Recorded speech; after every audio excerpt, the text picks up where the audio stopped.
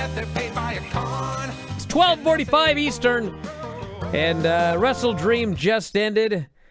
I thought overall this was a pretty damn good show, but it was too long. God damn, it was too long. As they always are. The simple solution to all of this is to just have less matches and make them shorter. Do 3-hour shows. That's all. I'm not saying 3. You want to do 3.5? Great. Even like 3 hours and 45 minutes. 4.5 hours starting at 8 Eastern. It's just too long. St. Louis is a commission state. And I'd been told about this earlier in the week, that the commission, they were being hard asses. And they were laying down the law. And the law meant a lot of things, not the least of which is no blood, no crowd brawling.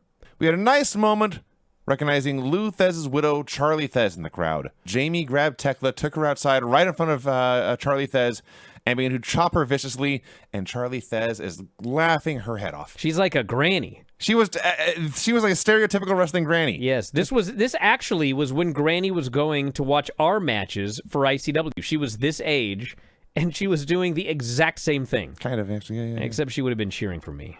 Jurassic Express won. As they were leaving, I guess, Jack took a big pile of cash and he tossed it into the crowd. And apparently some security guy whoosh, went over and got that money fast. And so I was wondering, like, so what is it? Did he go get that money because it was, like, legitimately, like, $10,000? Or did he go get the money because it was phony and Tony didn't want people to know it wasn't real cash? Would you like to guess what the answer is? I'm guessing it's real money. I was told it was not real money. Okay. You take $200 bills, and then you put like a lot of fake money in between them. Oh, sure, yeah. And then you wrap it all up. Yeah. So that might be what they did. Mercedes tells Chris, who has just won her championship, which I believe is technically the top championship of the promotion. It's supposed to be. Yeah. Get the hell out of my ring, she says. As Statlander turned. Got the hell out of the ring. Got the hell out of her ring. I was dying. What the fuck? What a geek. She was a total geek. Absolute geek. I think every single person in the world liked this match more than I did. I thought this was a 30-minute 3-star match with about 4 minutes of 5-star highlights sprinkled in. This was like a 2-minute angle, and it was great. Not everything has to be long. It's like they raised the hand, Ops came in, everyone's happy, and then Joe frickin' lays this guy out. They don't waste time. All of the Ops turn heel, even including Shibata. It was perfect. He gets pressed over his head, and Claudio starts walking like he's going to throw him onto the tables outside. Yeah. But then he turns, and everyone starts screaming, and he runs the other way and tosses him. And it was a fucking perfect toss. He just flew through the air, landed right on the bouncy part of the table. It was incredible. Moxley's cohorts then put an aquarium into the ring. Moxley attempts to drown Darby. I was thinking they should fill it with like spiders and scorpions. I thought they were going to be piranhas. Yeah, let's get a Joe Rogan audience in here. They filled it with water. Cool, crystal clear, clean drinking water. Santa Sting is in the ring. Old man Sting is the fucking best. His hair is whiter than his face. He don't give any shits anymore. Oh my God. I mean, I'm talking whiter than Santa Claus. His hair is white. His fucking giant beard is white. Yep. And he's put his face paint back on, which he was never going to do again. That's why Moxley probably should be a Hall of Famer. There was no moment in this match where the crowd was not invested in it. That's true. There was not 1 second in this match. They were invested from the opening bell until this match ended. And they found a way, with no crowd brawling and no blood, to do a great I Quit match. When you were a little kid, what did you want to be when you grew up? Rich. Nothing wrong with that answer. That's perfectly fine. Still got answer. time, Granny. The number one answer growing up would have been a comic book writer / artist. In high school, I wanted to be on the radio, and I made it. That was me, too. I wanted to be on the radio, and I wanted to be an author. I did both. Yeah. And a wrestler. I did all 3. Yes, so. I wanted to be interrupted constantly. Well, I'm here to help you achieve your goal, Craig. You didn't know that, but that's why I was put here on Earth. Well, what did you want to be? Oh my God. I wanted to be a professional wrestler, which I kind of did, and grew up listening to Spike O'Neill, who was a guy that cracked jokes and cracked wise. I would like to do that job. I can crack wise. I'll bet that guy was constantly interrupted too. No, because his boss was decent. Get out of here. Dominic and Penta. Ooh. What I can't understand is when one gets up to the top of the rope and the other one just stands there and let him come down and get him. It just doesn't make sense. A Christopher Daniels hype video. He has an ego. He's very intense. So he is a heel. Yes. Remember we were trying to figure this No, out? you were. It was abundantly clear to me he's a heel. A very I thought you thought he was a babyface, and I said he was a heel. very poorly booked heel, but he was definitely a heel. I'm pretty sure you got this backwards. No. I think I knew he was a heel, and you said he was a babyface. No. This person is questioning, by the way, if Daniels is the heel. Daniels is a heel, right? Yes. And AJ is a babyface. Yes. Right? Yes. Okay. How is it more loudly and emphatic? I don't know. Now he's gone 3 weeks in. You could have fooled me. He thinks he's a babyface. Driving is easy. No, it's not. It's so fucking easy. No, it's And I see all these idiots who can't handle it. If it were easy, everyone would be able to do it. But they can't. No, it is easy. It's that everyone sucks. Well, inherently, driving must be difficult. No, Brian, it's not. It's fucking easy. And these people just suck. The majority of the population fucking sucks. Vinny, I'm giving you a compliment. You're good at driving. Thank you. I'm telling you, most people, it's too hard for them. Then stay home. But they don't. I know.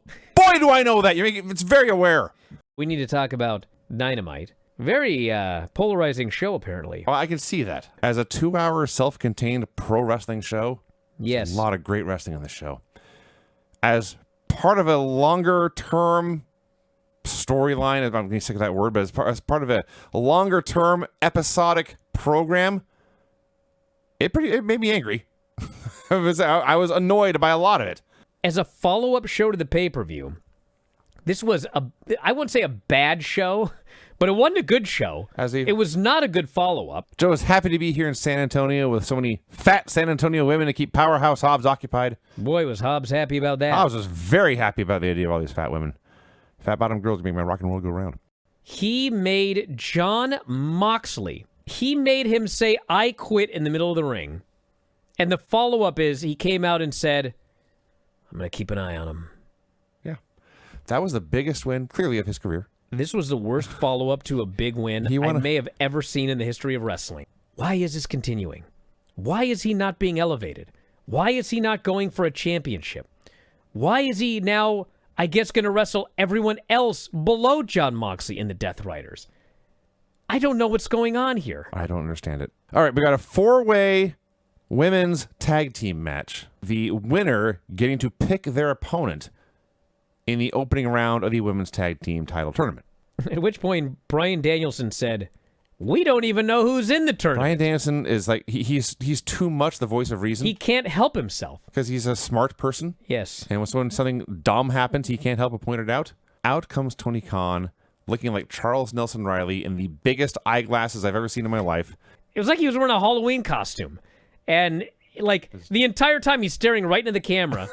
He's staring right. You're not supposed to look into the camera, dude. It's fine if you're, like, doing an interview and you're, like, doing the interview. But he's supposed to be talking to these two guys, but he keeps looking at the camera as he talks to these. I'm like, bro, stop looking at the camera. Yeah, this wasn't my favorite segment. It's just too cornball.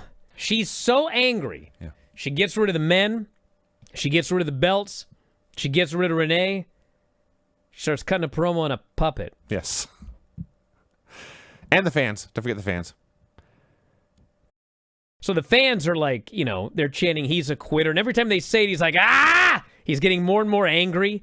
And so, he counter, he gets put in a submission. He's desperate to get away. He does not want to quit again. He has only 2 choices.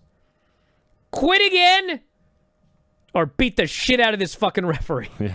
And he clobbers the referee for the DQ. And I was like, this guy's a fucking genius.